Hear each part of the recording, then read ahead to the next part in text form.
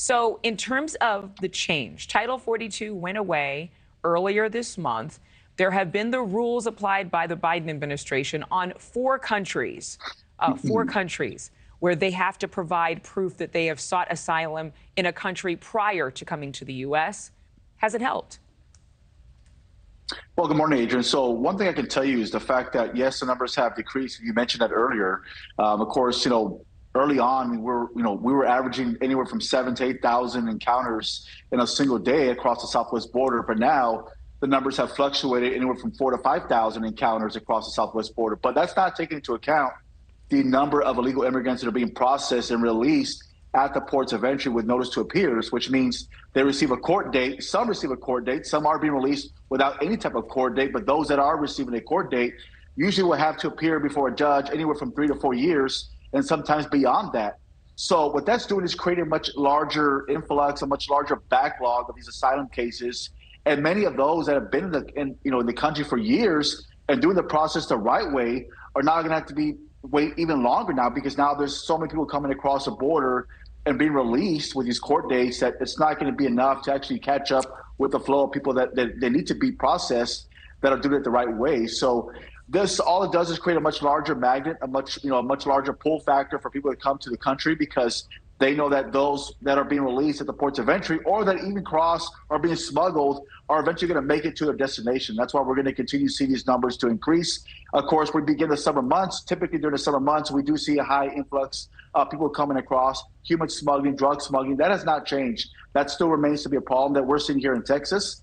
And of course, we anticipate that it's going to get much worse in the coming months. You know, there's this app that has been used to schedule appointments, but I'm trying to figure out, how does the government really think this is going to work? Most of these immigrants barely have clothes on their back.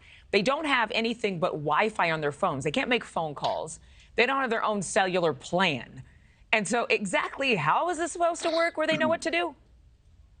Well, that's why I say it's a complete disaster. We saw the CDP app when it was first launched, and we know that many were having issues. They were frustrated. That's why even before Title 42, we saw an influx of people coming across the border because they didn't want to wait any longer. That's why some were being smuggled. Some were just crossing the river by themselves because they didn't want to wait anymore. There was a long wait time.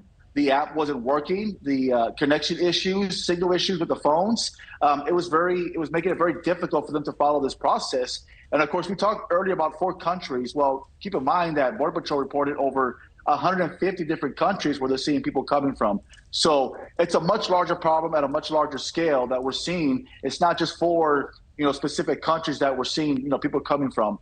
So that's why I say it's an issue that needs to be fixed. But of course, just by applying more people to apply for the CDP app is not going to change the problem. It's not going to resolve the influx of people coming across the border if you don't apply any type of consequences. And of course, once they make it to their destination, we're seeing the effects now, where some are homeless. They don't have the resources. They don't have facilities in some of these much larger cities, even New York, Chicago. I mean, they're sleeping in police departments. So that really goes to show you that, right now there is no current plan or facilities or even infrastructure to house these illegal immigrants that are being released with these court dates. Thank you for watching. Go to newsnationnow.com to find NewsNation on your television provider. And don't forget to click the red subscribe button below to get more of NewsNation's fact-driven, unbiased coverage.